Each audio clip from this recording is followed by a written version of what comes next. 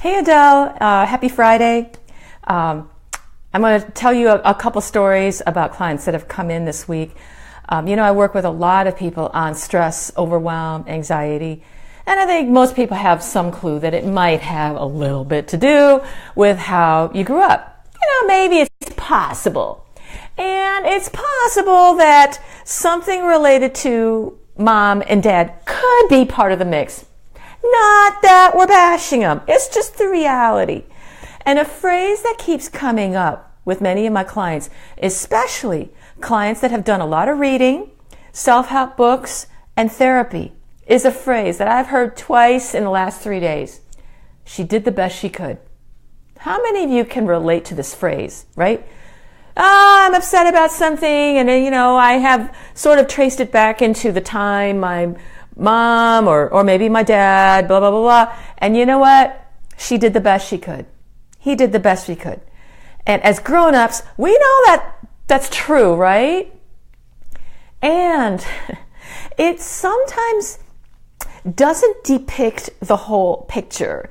And what I want to do today is give you a possibility of a different way of framing. She did the best she could. So maybe you don't feel so.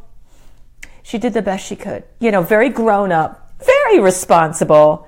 And maybe if you're carrying on upset about stress and overwhelm and you've got that phrase going through your head, oh well, she did the best she could, that it doesn't sting is not the right word, but I'm looking for a word. Maybe some of you can help me find that word. But I'm looking for a more expanded understanding of when people say, she did the best she could. Guess what? You're not wrong. You're absolutely right. Everyone. And if you're a mom now, guess what? You're doing the very best you can. I want to just show you a model. I like show and tell. Okay. So here's my friend Ziggy. Hello. Hi. Here's Ziggy in the office. Ziggy's my pal, okay? So the way I describe, what happens, and because a lot of what makes us anxious and overwhelmed now has to do with what was going on long time ago before you could even talk, right? And this is why energetic and spiritual work often works better than a lot of talk therapy. Because talk therapy is great if the stuff that happened started a little later in life. I would say after age 9 or 8 or 9 or so, when the mind is developed and you can find a word to describe what's going on, therapy's great. Most of my tribe is dealing with stuff that started earlier. Sensitivity, the anxiety, overwhelm. By the way, is the camera working? I don't know. It looks a little bit cloudy today. I don't know. I guess I forgot to clean the chocolate off the lens of the camera. Oh well. Most of my clients started dealing with things much earlier. So, let me show you something. You can imagine Ziggy. Imagine Ziggy like a Raggedy Ann doll. Okay? What is the difference between a 5-year-old playing with her dolls, basically a 5-year-old pretending she's mom, versus an adult being a mom? So if you see a 5-year-old girl playing with her dolls, and it could be a boy being a father, I'm not being gender specific here, but I'll just say mom for right now. Imagine a 5-year-old playing with her doll. That would be me. I've got my doll here, and watch as I do this. I'm playing the part of a mom. I feed the baby. I talk to the baby. And I feel I'm doing all the right things, right? And this is fun, right? I'm exploring what it's like to be a mom. Contrast that with an adult real mom who's doing the exact same things, right? From the outside, you can't tell a difference. I'm feeding my baby. I'm playing with my baby. I'm clothing, changing my baby.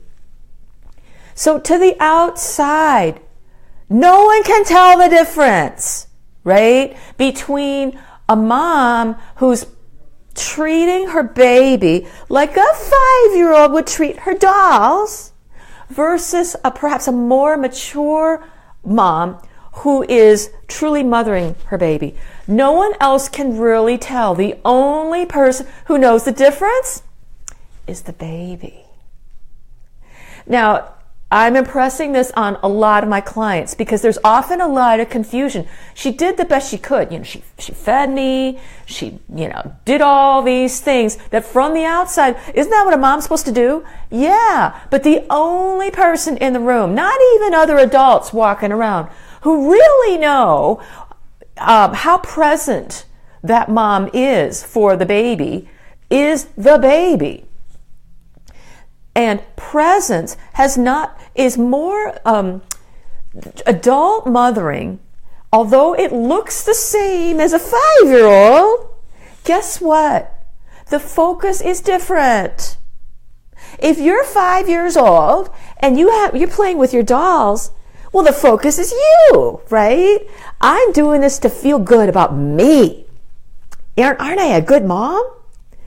For an adult mom, the light here is being weird. The energetic is on the baby. What does this baby need? I'm not so concerned about my needs. I can manage myself just fine, hopefully, if you have a mom who's, pretty conscious. I'm more concerned eye contact becomes really important. And then this is what the therapist called attachment and all this stuff. But I'm more interested in seeing you as the baby. What do you need? Do you want apples or do you want bananas? And the baby's like, because the baby doesn't exist, doesn't even know I'm separate from the uterine wall yet. I'm just flailing about in this thing called life. It's all very confusing. And the mom is here, yeah? My job as a parent is to see you. To the outside, that looks the same as me playing with the doll. And I want the doll to see me.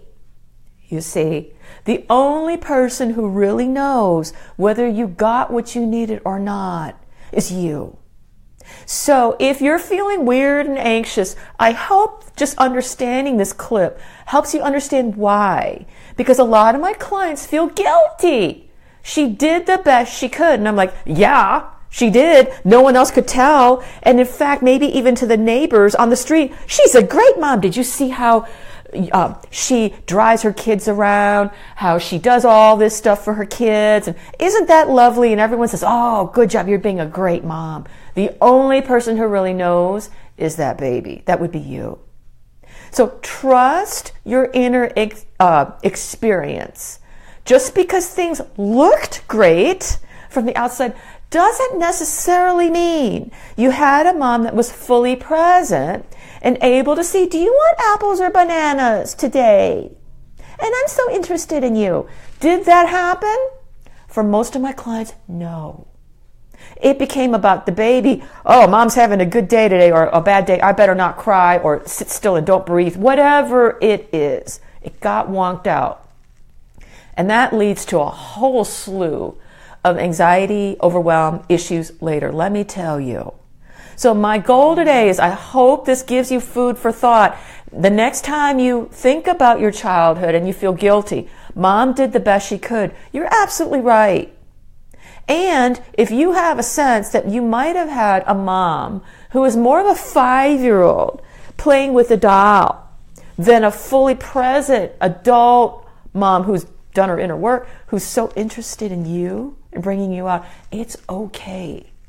Both are true. Try not to beat yourself up. And there's a whole bunch of stuff that can be done energetically and spiritually to remedy that, which is what I do a lot. So she did the best she could, yes, and there's so much more. Don't deny your existence. If people say, oh, you had a great mom. What are you talking about? She did this and that for you. Yes, she did.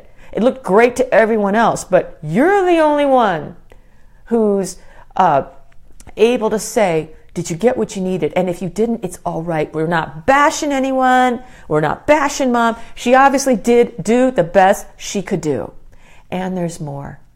This is especially useful if you're a mom and you find yourself stressed, overwhelmed, and dealing with your kid about to lose it.